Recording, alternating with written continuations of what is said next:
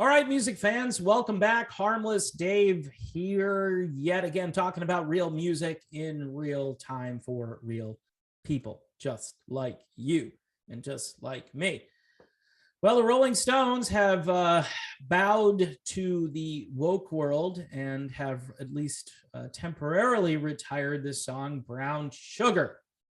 Now, I'm kind of a fan of the song. I like the song. Some of you may not like the song. I've always liked the song. It's up tempo. It's fun. Are the lyrics a little bit offensive? Maybe to some. Maybe. Keith Richards says that the first few verses kind of talk about the horrors of slavery, and putting that out there, actually discussing that issue. But then, of course, Mick Jagger has a fondness for brown sugar, right? And he's had a fondness for brown sugar for most of his life. So are they saying it's cultural appropriation, Mick Jagger? See, because this kind of ends the whole idea of interracial couples, right? Remember, interracial couples were very controversial in the 1970s. Like, you'd see a television show and they would introduce, an interracial couple, and people would blow up the phones and say, you can't do this. This is crazy. Look how far we've come, right? And quite honestly, it wasn't a big deal. Remember Brother Louie by the band Stories? Remember that song? I haven't heard that song on the radio, by the way, in I don't know how long. It's been probably at least a few decades, and maybe they still play it somewhere. Haven't heard it at all. Great funky beat. Great intro to a song. Basically, person brings this woman home to the parents, and again, it's the brown sugar thing. Here's, and he's saying, he couldn't, maybe because it's an over fascination with the idea of the brown sugar, rather than just looking at the person and saying, if you're colorblind, you're not really concerned if it's brown sugar or cane sugar. It's just sugar. Should just be sugar, right? But these guys were almost like making a point, like, hey, brown sugar is better than cane sugar. But I don't know. It's just, today we don't handle stuff. We can't process it. Back in those days, we were wrestling with this idea of interracial couples, and maybe certain stereotypes now are very unappealing. But here's the thing. Every group of people can be stereotyped, right? But you're not supposed to do that, even though we used to be able to make fun of one another and not melt down, not just, wither away like a melting snowflake, right? Because this is the culture we're in now.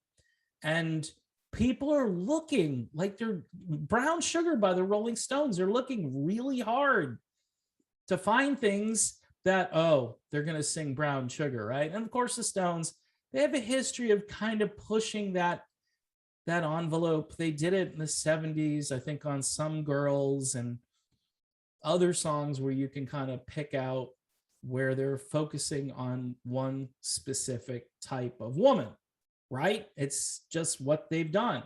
Keith Richards, though, who doesn't seem to be the sharpest tool in the shed, makes a good point that they were talking about how bad slavery was and certain things that happened, that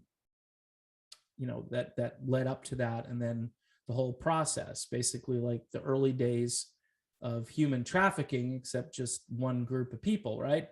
So I don't know. I mean, should this song have been not included in their set list? If I went to a Rolling Stones concert, would I feel a little gypped if I didn't hear Brown Sugar? Maybe. I mean, they have such a big catalog that maybe people wouldn't notice it.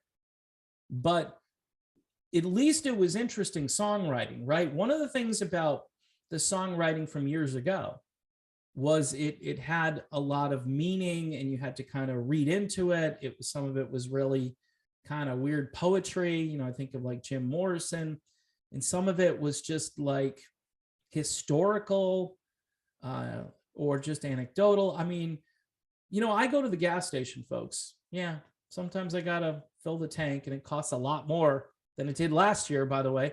And sometimes people leave their vehicles running, or they leave their windows down, and the sounds that come out of some of these large SUV-like vehicles, and some of the words that are being said in some of these so-called songs with just beats and really very little music. If that stuff isn't offensive to people, and the Rolling Stones' Brown Sugar is, then really our culture is completely upside down. It's like inverted, right? Where you're going to pick at something that's over a half century old and say, hey, you guys have to put that one to bed. Maybe we'll let you resurrect it, but you probably don't want to play that song anymore. But yet the stuff that I'm hearing out on the street at the gas pump, 1,000 times worse by every stretch of the imagination. And you can go into misogyny and all these different things that are happening in these songs, and you think to yourself, why is that permissible? I mean, I guess the word, the phrase now I'm thinking of is cultural appropriation, because that would eliminate interracial couples, right? Because if it's culturally inappropriate to be Mick Jagger and writing about brown sugar, if that is wrong, then interracial couples probably need to be banned, right? I mean, I'm just trying to take this logic to its conclusion. I don't know where this stuff ends. And I like the song. I'm sorry, I like the song. There are a lot of songs that may have offensive lyrics that I've grown to like over the years. And isn't this the thing that like Dee Snider fought to protect, when he was back crusading in the 80s, these lyrics, banned in the USA and all this stuff. And this is really nothing compared to what that's all about. So in any event, thanks for watching. Don't forget to subscribe to the channel, hit the bell for notifications, and join me over on Patreon. It's just $1 a month. You can do more, and I'll see you soon.